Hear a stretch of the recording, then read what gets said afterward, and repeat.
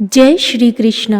श्रीमद् भागवत गीता अध्याय 3 कर्म योग। श्रीमद् भागवत गीता अध्याय 3 में आप सभी का स्वागत है। इस अध्याय में श्री कृष्ण यह समझाते हैं कि सभी जीव अपनी स्वाभाविक प्रकृति के गुणों के कारण कार्य करने के लिए बाध्य होते हैं और कोई भी प्राणी एक क्षण के लिए भी अकर्मा नहीं रह सकता।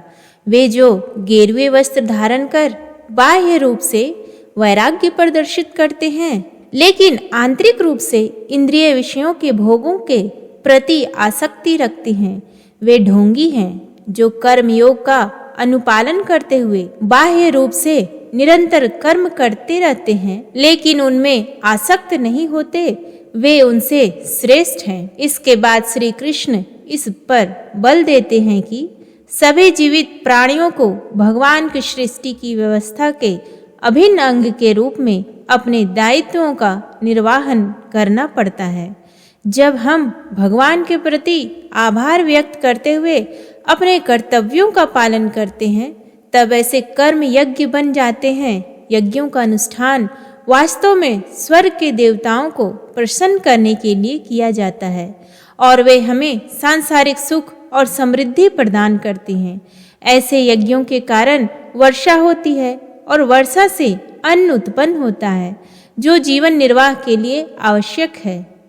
वे जो इस सृष्टि चक्र में अपने उत्तरदायित्व को स्वीकार नहीं करते, वे पापी हैं। वे केवल इंद्रिय सुख प्राप्त करने के लिए जीवित रहते हैं और उनका जीवन व्यर्थ हो जाता है। फिर आगे श्री कृष्ण कहते हैं कि शेष मानव जाति से भिन्न ऐसे प्रबुद्ध आत्माएं जो आत्मज्ञान में स्थित रहती हैं, वे शारीरिक उत्तरदायित्वों का पालन करने के लिए बाध्य नहीं होती, क्योंकि वे आत्मा के स्तर पर अपने उच्च दायित्वों का निर्वहन कर रही होती है। हालांकि वे अपने सामाजिक दायित्वों का त्याग कर देती हैं, जिससे सामान्य मनुष्यों के मन में असमंजस की भावना उत्पन्न होती है। जो महापुरुषों के पद चिन्हों पर चलना चाहते हैं, इसलिए ज्ञानी पुरुषों को संसार के अनुसरणार्थ उच्च आदर्श प्रस्तुत करने के लिए बिना किसी प्रयोजन और व्यक्तिगत लाभ के लिए निरंतर कर्म करना होगा। यह अज्ञानी को अपरिपक्व अवस्था में अपने नियत दायित्वों का त्याग करने से रोकेगा। अतीत में महान राजर्षियों जैसे कि राजा जनक और अन्य राजाओं का यही उद्देश्य था, जिन्होंने अपने सांसारिक दायित्वों का निर्वहन किया था। तत्पश्चात अर्जुन पूछता है कि लोग अनिच्छा से पापपूर्ण कर्मों में प्रवृत्त क्यों होते हैं? क्या उन्हें बलपूर्वक पाप कर्मों में लगाया जाता है? परम प्रभु श्री कृष्ण बताते हैं कि संसार का सर्वभक्षी पापपूर्ण शत्रु केवल काम वासना है। जिस प्रकार से अग्नि धुएं से ढकी रहती है, दर्पण धूल से ढका रहता है, उसी प्रकार से कामना मनुष्य के ज्ञान पर आवरण डाल देती है और उसकी बुद्धि का विनाश कर देती है। फिर श्री कृष्ण अर्जुन से आह्वान करते हैं कि वह इस कामना रूपी शत्रु का संहार कर दे, जो पाप का मूर्त रूप है, और अपने इंद्रिय मन और बुद्धि को वश में करे। अर्जुन बोले, हे जनार्दन, यदि आपको कर्म की अपेक्षा ज्ञान श्रेष्ठ मान्य है, तो फिर हे केशव, मुझे भयंकर कर्म में क्यों लगाते हैं? आप मिले हुए वचनों से मेरी बुद्धि को मानो मोहित कर रहे हैं, इसलिए उस एक बात को निश्चित करके कहिए जिससे मैं कल्याण को प्राप्त हो जाऊं। श्री भगवान बोले, हे निष्पाप, इस लोक में 2 प्रकार की निष्ठा मेरे द्वारा पहले कही गई है। उनमें से सांख्य योगियों की निष्ठा तो ज्ञान योग से और योगियों की निष्ठा कर्म योग से होती है। मनुष्य ना तो कर्मों का आरंभ किए बिना निष्कर्मता को यानी योग निष्ठा को प्राप्त होता है और ना कर्मों के केवल त्याग मात्र से सिद्धि यानी सांख्य निष्ठा को ही प्राप्त होता है। निस्संदेह कोई भी मनुष्य किसी काल में क्षण मात्र भी बिना कर्म किए नहीं रहता, क्योंकि सारा मनुष्य समुदाय प्रकृति जनित गुणों द्वारा परवश हुआ कर्म करने के लिए बाध्य किया जाता है। जो मूढ़ बुद्धि मनुष्य समस्त इंद्रियों को हठपूर्वक ऊपर से रोककर मन से उन इंद्रियों के विषयों का चिंतन करता रहता है, वह मिथ्याचारी अर्थात दंभी कहा जाता है। किंतु हे अर्जुन, जो पुरुष मन से इंद्रियों को वश में करके अनासक्त हुआ समस्त इंद्रियों द्वारा कर्म योग का आचरण करता है, वही श्रेष्ठ है।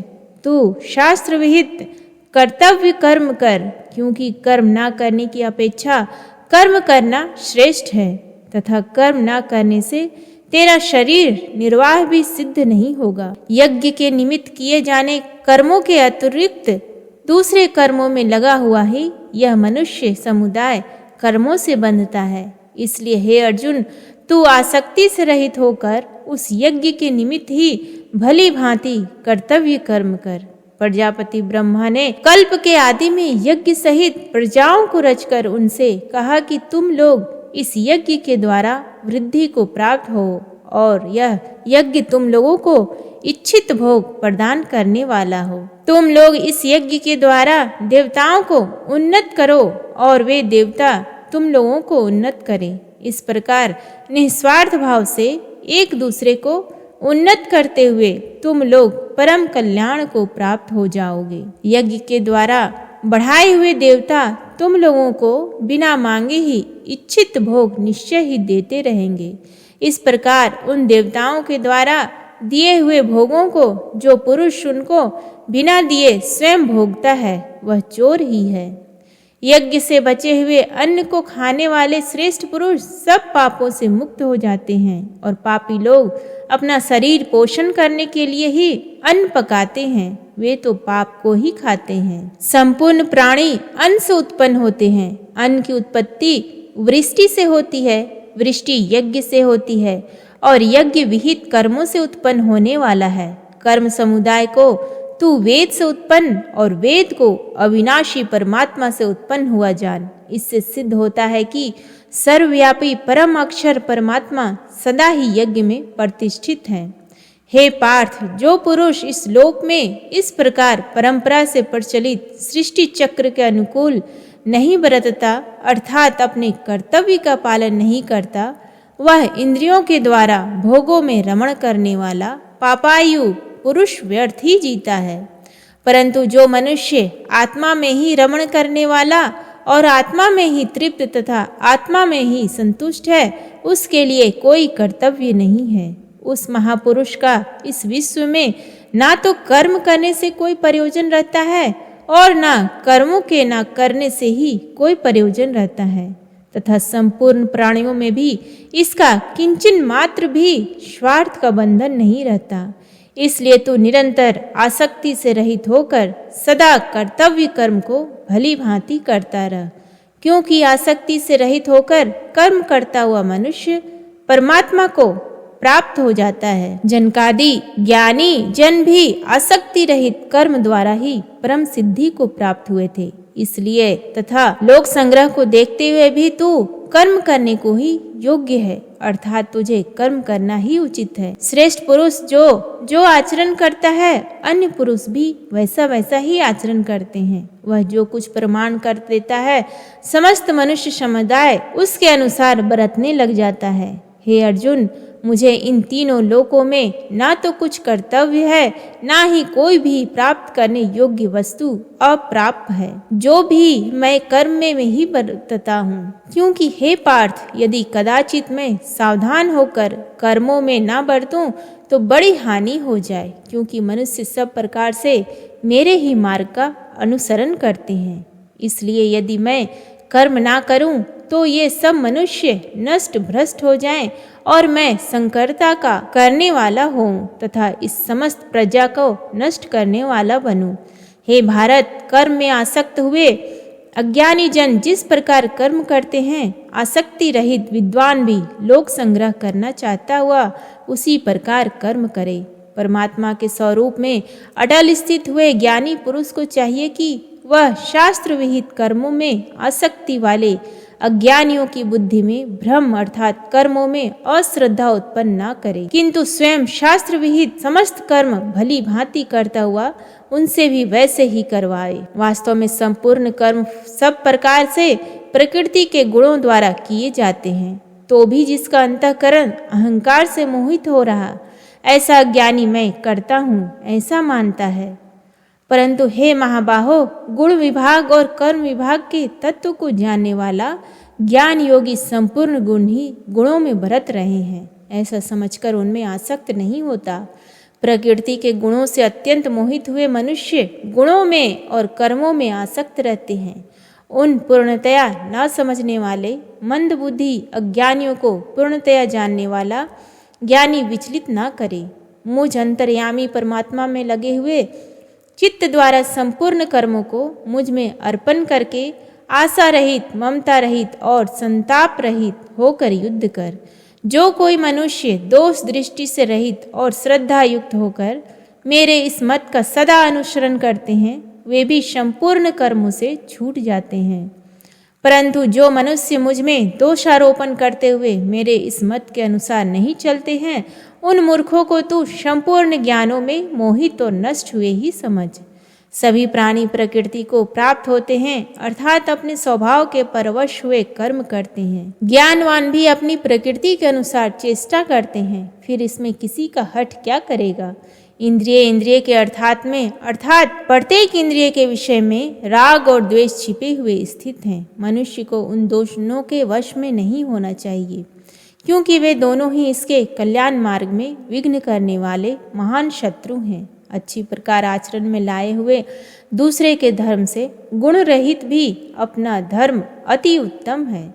अपने धर्म में तो मरना भी कल्याणकारक है और दूसरे का धर्म भय को देने वाला है। अर्जुन बोले, हे कृष्ण, तो फिर यह मनुष्य स्वयं न चाहता हुआ भी बलात् लगाए हुए की भांति किससे प्रेरित होकर पाप का आचरण करता है। श्री भगवान बोले, रजोगुण से उत्पन्न हुआ यह काम ही क्रोध है। यह बहुत खाने वाला अर्थात भोगों से कभी न अघाने वाला और बड़ा पापी है। इसको ही तू इस विषय में वैरी जान। जिस प्रकार धुएं से अग्नि और मैल से दर्पण ढक जाता है तथा जिस प्रकार जेठ से गर्भ ढका रहता है, वैसे ही उस काम के द्वारा यह ज्ञान ढका रहता है। और हे अर्जुन, इस अग्नि के समान कभी न पूर्ण होने वाले काम रूप ज्ञानियों के नित्य वैरी के द्वारा मनुष्य का ज्ञान ढका हुआ है। इंद्रियां, मन और बुद्धि ये सब वास स्थान कहे जाते हैं। यह काम इन मन, बुद्धि और इंद्रियों के द्वारा ही ज्ञान को आच्छादित करके जीवात्मा को मोहित करता है। इसलिए हे अर्जुन, तू पहले इंद्रियों को वश में करके इस ज्ञान और विज्ञान का नाश करने वाले महान पापी काम को अवश्य ही बलपूर्वक मार डाल। इंद्रियों को स्थूल शरीर से पर यानी श्रेष्ठ, बलवान और सूक्ष्म कहते हैं। इन इंद्रियों से पर मन है, मन से ही पर बुद्धि है, और जो बुद्धि में भी अत्यंत पर है वह आत्मा है। इस प्रकार बुद्धि से पर अर्थात सूक्ष्म, बलवान और अत्यंत श्रेष्ठ आत्मा को जानकर और बुद्धि के द्वारा मन को वश में कर हे महाबाहो, तू इस काम रूप दुर्जय शत्रु को मार डाल। इस प्रकार उपनिषद, ब्रह्म विद्या तथा योग शास्त्र रूप श्रीमद् भागवत गीता के श्री कृष्ण अर्जुन संवाद में कर्मयोग नामक तृतीय अध्याय संपूर्ण हुआ। प्रेम से बोलिए भगवान श्री कृष्ण की जय। उम्मीद है आपको आज का ये वीडियो पसंद आया। प्लीज वीडियो को लाइक करें, शेयर करें और चैनल को सब्सक्राइब करें। धन्यवाद।